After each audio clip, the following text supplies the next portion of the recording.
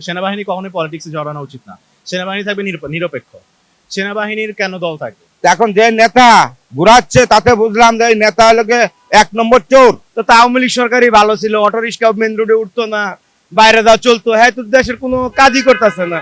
এখন ইউনূস সরকার আর কি, ইউনূস উনি আছেন, ঠিক আছে। এখন ওটা বেশ কিছু সেক্টরে হচ্ছে উনি ভালো করতেছে, নো ডাউট।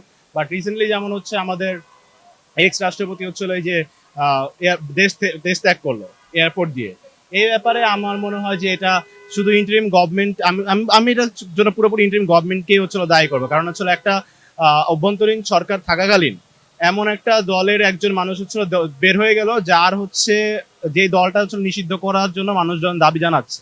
যে দলটা এখন নাই, যে দলের প্রত্যেকটা মানুষকে বলা হয়েছে যে দেশে থাকতে, যারা আগেই বের হয়ে গেছে আলাদা হিসাব, কিন্তু একজন মানুষ ছিল, সে পুরোপুরি ব্যারিকেডের ভিতর দিয়ে মানুষের অজান্তে দেশ ত্যাগ করবে। এটাতে আমার মনে হয় না যে এটা বুঝতে কারো বাকি আছে, যেটা হচ্ছে অভ্যন্তরীণ যে সরকার আছে তাদের কনসার্নই হয়েছে। কারণ তাদের কনসার্নে না হলে কোনোভাবেই এভাবে বের হওয়া পসিবল না।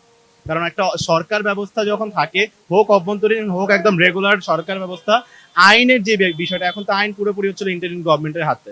তো ওনাদের আন্ডারেই এই জিনিসটা হয়েছে। তো এই ক্ষেত্রে আমার মনে হয় যে ইউনূস সাহেব হয়তো বা পুরোপুরি চাচ্ছে না যে আওয়ামী লীগ যারা হচ্ছিল চলে গেছে তাদেরকে পুরোপুরি ব্যান করতে। করা হলেও বহুত আগে ওরা করতে পারতো। এখন সেই জিনিসটা উনি কেন রিলে করতেছে সেটাও অ্যাকচুয়ালি আমরা জানি না। কারণ হচ্ছে এটা কি উনি নিজে স্বেচ্ছায় করতেছেন না, নাকি হচ্ছিল কোনোভাবে হচ্ছিল আর্মি সেনাপ্রধানের কারণে করতেছে না, এটাও আমরা হচ্ছিল বলতে পারবো না। বাট আমার যেটা মনে হয় যে এই মুহূর্তে যেহেতু এই ধরনের ইনসিডেন্ট হচ্ছে, এবং আওয়ামী লীগ তো একটা বড় রাজনৈতিক দল, এমন না যে চাইলাম আর এদেরকে হচ্ছে আমরা হচ্ছে একদম নির্মূলে শেষ করে দিলাম, এরকমটা না। তো যদি আমাদের ইচ্ছা থাকে, যদি আমরা চাই যে এই দলটাকে হচ্ছে নিষিদ্ধ করতে হবে, আমাদেরকে একটা প্রপার গভর্নমেন্ট ব্যবস্থা তৈরি করতে হবে। তার জন্য আমার মনে হয় যে হচ্ছে ইলেকশন খুব দ্রুত সময় দেওয়া উচিত। যেই দলই আসবে সে হচ্ছে দ্রুততম সময়ে এই দলটাকে আগে নিষিদ্ধ করতে পারবে। এরপরে আদার্স বাকি ছিল নতুন দল হলো নাকি বিএনপি আসলো নাকি হচ্ছিল নতুন কমিউনিস্ট পার্টি আসলো, ওইটা হচ্ছিল তাদের বিষয়। বাট আমার পার্সপেক্টিভ হচ্ছে আগে ওই দলটাকে নিষিদ্ধ করা। এটা অবশ্যই খারাপ, কারণ সেনাবাহিনী কখনোই পলিটিক্সে জড়ানো উচিত না। সেনাবাহিনী থাকবে নিরপেক্ষ। সেনাবাহিনীর কেন দল থাকবে? কারণ আমি হচ্ছিল যদি আওয়ামী লীগ অথবা বিএনপি কে সাপোর্ট করি সেনাবাহিনীর হয়ে, সেনাবাহিনী হচ্ছিল মানুষের বাহিনী, ঠিক আছে। সেনাবাহিনী কোনো দলের না। কিন্তু এখন জিনিসটা হয়ে গেছে হচ্ছিল কোনো একটা পার্টিকুলার দলের, আইদার আওয়ামী লীগের, আবার যদি বিএনপি ক্ষমতা আসে বিএনপির হয়ে যাবে, যদি কোনো নতুন দল ক্ষমতা আসে তাদের হয়ে যাবে। কিন্তু সেনাবাহিনী এখন আর জনগণের নেই। তো সেনাবাহিনী কখনোই পলিটিক্সে আসা উচিত না। সেনাবাহিনীর কাছে আমার একটাই মেসেজ থাকবে যে আপনারা দল বাদ দেন। আপনার সেনা প্রধানের কাছে স্পেশাল মেসেজ থাকবে যে আপনি কোন দলের নেত্রী দ্বারা নিয়োগ প্রাপ্ত হয়েছেন এটা হচ্ছে চিন্তা করবেন না, মানুষের কথা চিন্তা করেন, মানুষের জন্য যেটা ভালো সেটা করেন। আপনাদের যদি মনে হয় যে হচ্ছিল সুষ্ঠু নির্বাচন হচ্ছিল এই ইন্টারিম গভর্নমেন্টের আন্ডারে হবে না, আপনারা দায়িত্ব নেন, সুষ্ঠু একটা নির্বাচন করেন, ঠিক আছে। এইটাই আমাদের হচ্ছিল চাওয়া। আর সেনাবাহিনীর কাছে হচ্ছিল যদি নির্বাচনের দায়িত্ব দেওয়া হয় তাহলে হয়তো বা তারা একদম সব দলের হচ্ছিল অংশগ্রহণ এনশিওর করবে। তো ওটাও করান, মানুষজনকে সুযোগ দেন প্রপারলি চুজ করার যে তারা কাকে চায়, আওয়ামী লীগকে চায় নাকি বিএনপি চায়, সেই সুযোগ করে দেন। কোনো নোংরা পলিটিক্স যাতে আরো তৈরি না হোক। এটা তো এই যে হ্যাঁ তো কোনো সরকারের কাতারে পড়ে না। নির্বাচিত সরকার এলে দেশ সুন্দর শান্তিতে চলবে, যে আসুক। এই যে দেখেন কত অটো রিক্সা, অবৈধ রিক্সা গুলা চলতেছে মেন রোডের উপর দিয়া, এই সরকার তো এটার কোনো পদক্ষেপই নিতে পারতেছে না। তাহলে কি সরকার দেশের? তো আওয়ামী লীগ সরকারই ভালো ছিল, অটো রিক্সা মেন রোডে উঠতো না, বাইরে যা চলতো, হ্যাঁ তো দেশের কোনো কাজই করতেছে না। একটা অটো রিক্সা হ্যাঁ এটা মেন রোডতে সরাইতে পারতেছে না আর প্রশাসন। এটা তো একমাত্র উপরাল্লাহ জানে নিরপেক্ষ আছে না না আছে। তো দেশ শান্তিতে নাই, এটা হচ্ছে সবচেয়ে বড় কথা। নির্বাচন হোক, যেই সরকারে আসুক, দেশ শান্তি হোক, এটাই সবচাইতে সুন্দর চলবো। মেসেজ কি যত তাড়াতাড়ি পারে নির্বাচন দিক, যত দ্রুত পারে নির্বাচন দিলে দেশে শান্তি ফিরে আসবে। না না, সেনাবাহিনী এরা স্বতন্ত্র, এরা পলিটিক্সে জড়াইব, জড়াইলে মিয়ানমারের মতন অবস্থা হইব। যেমন মিয়ানমারে এই যে জায়গায় সেনাবাহিনীর সংসদে 70-80টা সিট থাকে, মিয়ানমারের সেনাবাহিনীর কথাই সব চলে। হ্যাঁ অবস্থা হইব তাইলে বাংলাদেশ। হ্যাঁ অবশ্যই আমরা এটা নির্বাচিত করেছি এবং আমরা চাই যে ইউনূস স্যার যতদিন বেঁচে থাকবে ওনাকে আল্লাহ নেক হায়াত দান করুক, উনি যেন ক্ষমতায় থাকে। কারণ ওনার মতো এমন অনেস্ট লোক, এরকম লোক আমাদের দরকার। আমাদের দেশে আসলে কোনো রাজনীতিবিদ ওরকম নাই। হ্যাঁ, আপনার দেশপ্রেমিক যে রাজনীতিবিদ আমাদের দেশে আমার মনে হয় নাই, সব হলো ধান্দাবাজ। আসলে কি সেনাবাহিনী তো কোনো রাজনৈতিক দল নয়, এরা দেশ ও জাতির জন্য কাজ করবে। এখন দেশ ও জাতি কি করে সেটা তারা দেখে বিবেচনা করে ওইভাবে তারা আগাবে। তারা তো কোনো রাজনৈতিক দল নয়, তারা কেন রাজনীতি করবে? যদি রাজনীতি করতে হয় তাহলে তারা চাকরি ছেড়ে রাজনীতি করবে, ঠিক না? চাকরি অবস্থায় তো তো রাজনীতি করা তাদের জন্য ঠিক না, কারণ তারা তো দেশ ও জাতির জন্য, রাজনীতির জন্য নয়। সেনাবাহিনীকে আসলে আমি মেসেজ দিতে চাই যে তারা যেন দেশ ও জনগণের জন্য কাজ করে, কোনো দলের জন্য নয়। ঠিক আছে, ফেসিস্ট হাসিনা যেভাবে এই দেশ 16টা বছর মানুষের উপরে স্টিম রুলার চালিয়েছে, এরকম সুযোগ যেন কোনো সরকার না পায়। তারা ওইভাবে শক্ত হাতে যেন দেশ ও জাতির জন্য কাজ করে। আসলে আমার মনে হয় সেনাবাহিনী পলিটিক্সে জড়ানো আসলে ঠিক না। কারণ যেহেতু এরা কোনো রাজনীতিবিদ না বা রাজনীতি দল না, এরা দেশ চালানোর মতো বা এরা হয়তো আমাদেরকে রক্ষা করতে পারে, কিন্তু এরা আসলে মূলত রাজনীতি করে না। সেনাবাহিনী কোনো রাজনীতি দল না। না আসলে মূলত এরকম মনে হয় না যে আসলে উনি রক্ষক, এরকম মনে হয় না। কারণ যেহেতু এই দেশে দেশ রক্ষা করতে গেলে একটা দলের প্রয়োজন অবশ্যই। কারণ নির্বাচন না হলে তো একটা দল আসতেছে না। এখন যেহেতু আমাদের কোনো নির্বাচিত দল নাই, অবশ্যই একটা দলের প্রয়োজন।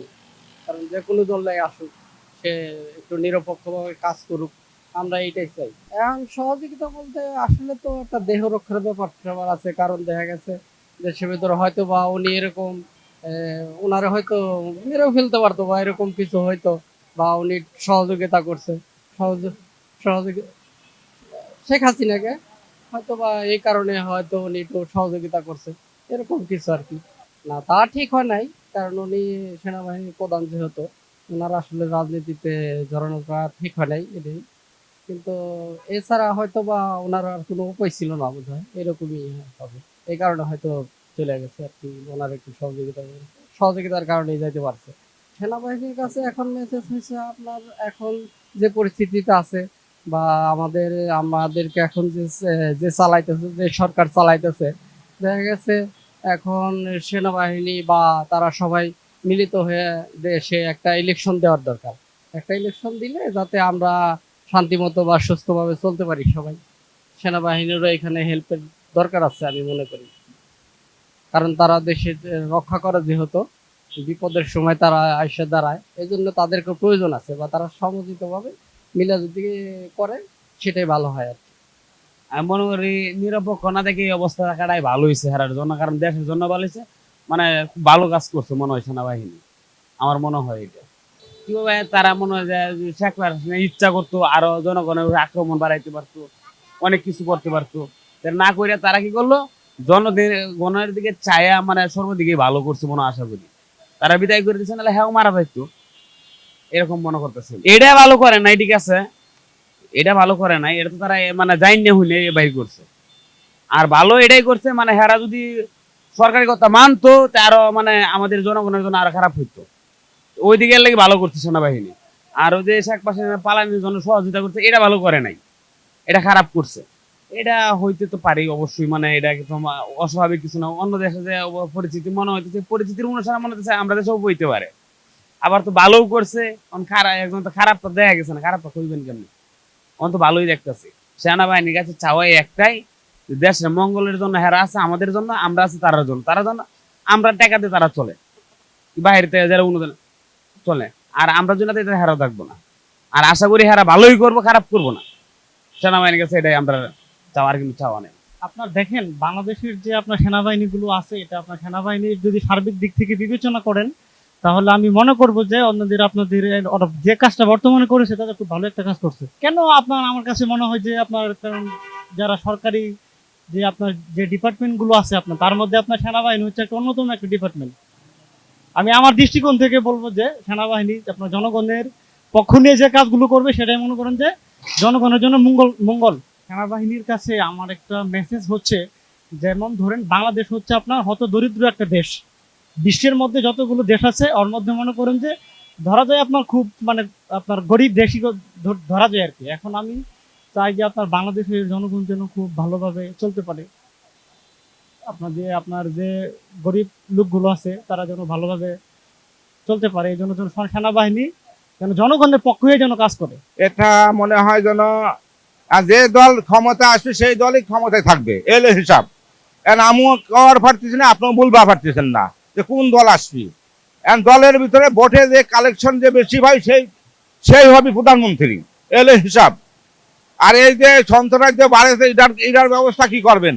এটার ব্যবস্থা কি করা যায়? এটা সরকার কি করবি? সরকারও তো কিছু করার পারতেছে না, দেখা যায়। সরকার তো মনে চিপা চুপির ভিতরে তো দুটি একটা পুলিশ মুলিশ ছিটে ফিটে থবি, তা তো হচ্ছে না। বর্ষা দিনকে আমার মোবাইল নিয়ে গেছে, চিন্তাই করেছি। এখানে এক নেতার কাছে বিচার দিছি, বিএমপির এক নেতার কাছে বিচার দিছি, এখন ওই চোরের কাছে নিয়ে ওনার কাছে রাখছে। আমাদের বললো কি যে আপনি ওই দোকান থেকে ছিনতাইকারী 2000 টাকা নিয়ে খাইছে, এখন ওই 2000 টাকা দিয়ে আপনারা মোবাইলটা নিয়ে যান। এখন 2000 টাকা দিয়েছি মোবাইলের দোকানে, এখন কয় যে মোবাইল আমার কাছে না, ওই নেতার কাছে।